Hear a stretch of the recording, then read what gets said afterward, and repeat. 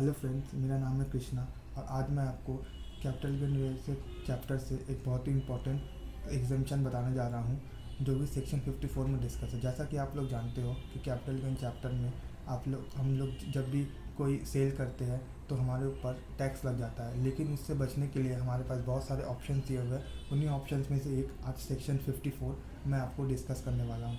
तो हम लोग जान लेते हैं कि ये सेक्शन क्या है। ये सेक्शन सिर्फ इंडिविजुअल और एचईएफ के लिए ही एप्लीकेबल है।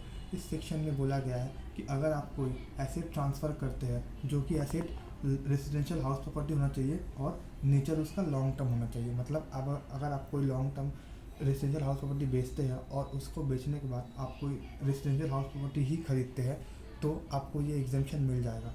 पर ये रेजिडेंशियल हाउस प्रॉपर्टी कैसा होना चाहिए उसके रिगार्डिंग कुछ यहाँ पे पॉइंट्स दिए हुए हैं। जो नया रेजिडेंशियल हाउस प्रॉपर्टी होना चाहिए वो स्पाउस के नाम पे भी हो सकता है, मतलब आपकी वाइफ के नाम पे हो सकता है, और अगर वाइफ ने बेचा तो हस्बैंड के नाम पे भी ले सकते हैं। एक्स्ट्रा फ्लोर कंस्ट्रक्शन, मतलब अगर आपका कोई एग्जिस्टिंग घर है और उसमें आपने कोई एक्स्ट्रा फ्लोर कंस्ट्रक्ट करवाया है तो वो भी इस सेक्शन में आता है। Demolish existing house property to build a new one, अगर आपका कोई एग्जिस्टिंग घर है, आप लोग ने उसको तोड़ के एक नया घर बनवाया है तो उसके ऊपर भी ये सेक्शन अप्लाई होता है। Can purchase land in which house property will be constructed, अगर आपने एक नया लैंड खरीदा है जिसके ऊपर आपको घर बनाना है तो उसके ऊपर भी ये सेक्शन अवेलेबल होता है।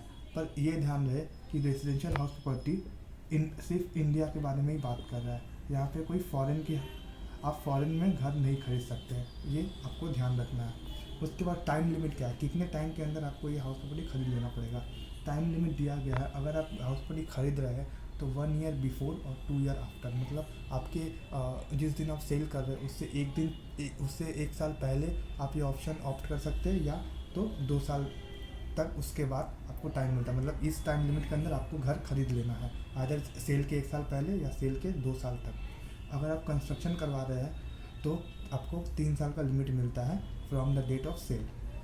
फिर यहाँ पे अमाउंट, कितना अमाउंट आप एग्जेम्प्ट करवा सकते हैं, उसके लिए यहाँ पे बोला है कि आइदर सीजी, मतलब जितना आपको कैपिटल गेन हुआ है आपके एग्जिस्टिंग प्रॉपर्टी को बेच के, या जो आपने इन्वेस्टमेंट, जो आपने नया घर में इन्वेस्टमेंट किया, दोनों में से जो कम, जो लोअर अमाउंट होगा वही आप एग्जेम्प्ट करवा सकते हैं।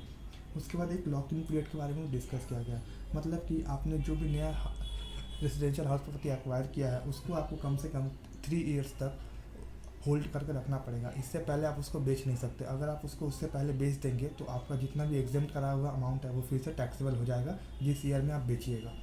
फिर CGAS, ये एक स्कीम है। मान लीजिए आपने अभी अभी एक रेजिडेंशियल हाउस प्रॉपर्टी बेचा है और आपको घर खरीदना है, लेकिन अभी एकदम हाल फिलहाल में आपको कोई प्रॉपर्टी नहीं मिल रही, तो आपके लिए एक स्कीम है कि आप CGAS अकाउंट में अपना पैसा ट्रांसफ़र कर सकते हैं। वहाँ पे अगर आप वो अकाउंट, यहाँ पे नेक्स्ट पॉइंट में उसी के बारे में डिस्कस किया कि amount must be invested in CGAS before return filing date, मतलब आपको इस ईयर के रिटर्न फाइलिंग डेट के पहले तक अगर आप कोई रेजिडेंशियल हाउस प्रॉपर्टी नहीं खरीद पा रहे तो आप CGAS स्कीम के फ़ायदा ले सकते हैं और आप इसमें अपना पैसा डिपॉजिट करवा सकते हैं। अगर आपको रेजिडेंशियल हाउस प्रॉपर्टी नहीं खरीदते हैं और इसमें आप पैसा डिपॉजिट नहीं कराएंगे तो आपका टैक्सेबल हो जाएगा।